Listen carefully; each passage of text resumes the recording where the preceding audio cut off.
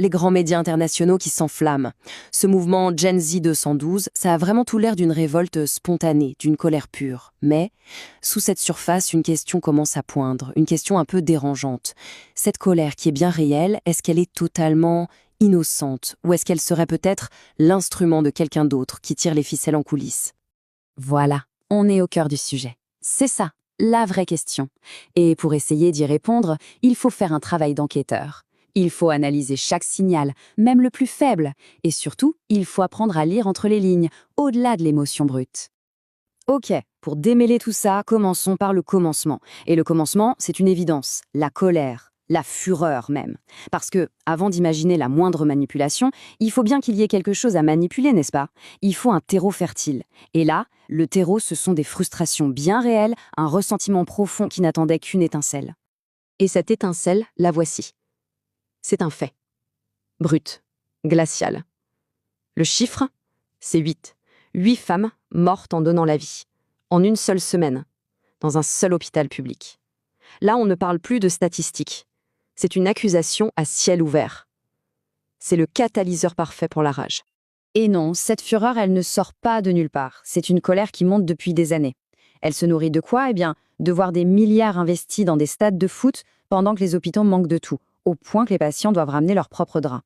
Elle se nourrit d'un chômage qui ronge la jeunesse et d'un fossé qui se creuse entre des villes vitrines et des campagnes laissées à l'abandon. Ce cri du cœur, on a des stades, mais où sont les hôpitaux? Ce n'est pas juste un slogan, c'est le résumé d'un sentiment d'absurdité totale. Donc, on est d'accord, la colère, elle est authentique. Personne ne peut le contester. Mais c'est la suite qui est curieuse. La réaction des grands médias internationaux, quasi immédiate, c'est le premier signe que, peut-être, quelque chose d'autre est en train de se jouer. Ce qui est frappant, c'est la vitesse. Vraiment. Du jour au lendemain, paf, CNN, la BBC, The Guardian, le Washington Post, tout le monde en parle.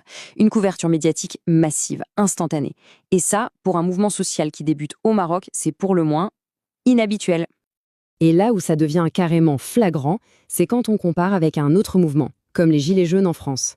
Pour eux, il a fallu des années avant d'avoir une vraie couverture internationale, et le ton était souvent très négatif. On parlait de fascistes, d'influence russe. Pour Gen Z 212, c'est tout le contraire, une couverture immédiate, énorme, et avec un ton presque admiratif. Ce deux poids, deux mesures, il est parfaitement résumé dans cette phrase, qui est d'une lucidité assez terrible.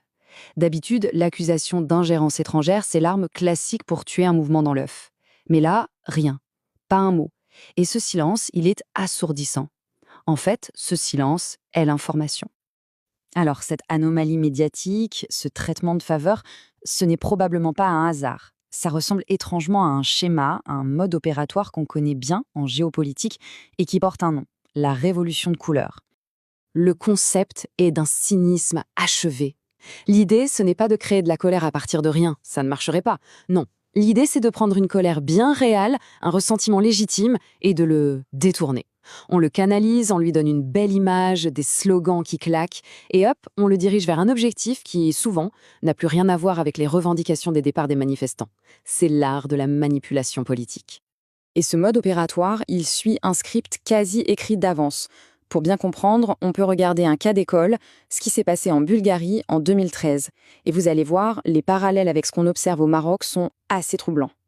Regardez le déroulé, c'est presque toujours le même. D'abord, une étincelle locale, et juste. Ici, une nomination politique scandaleuse, les gens sont furieux, et ils ont raison.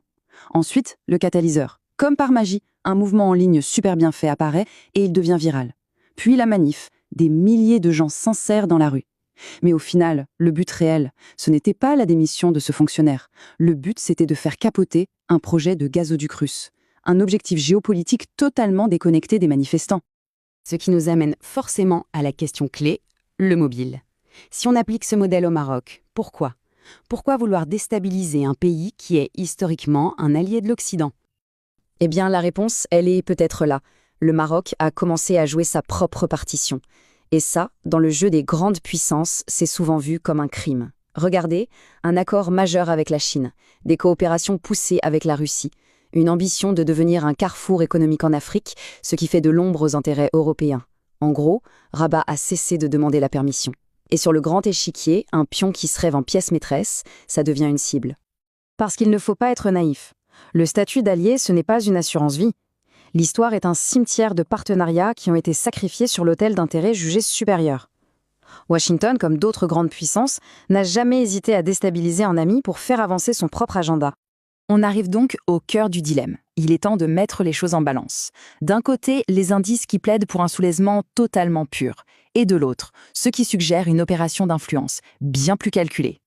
Pour y voir clair, il faut maîtriser 2 mots du vocabulaire de la guerre de l'information. D'un côté, le grassroots, littéralement les racines de l'herbe.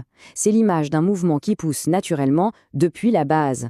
De l'autre, il y a l'astroturf. C'est le nom d'une marque de pelouse synthétique. Vous voyez l'idée? Ça a l'apparence de l'herbe, mais c'est du plastique. C'est fabriqué pour avoir l'air naturel. Et c'est là que le tableau devient absolument fascinant. Parce qu'on a les deux. D'un côté, tous les signes du grassroots, la colère est réelle, la frustration face à la corruption est palpable, c'est vrai.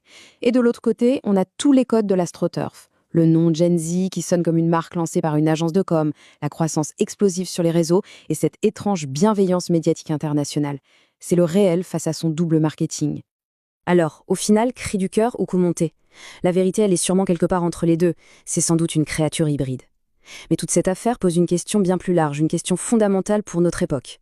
À l'heure de la guerre de l'information, où chaque mot, chaque image peut devenir une arme, une révolte populaire peut-elle encore être vraiment souveraine?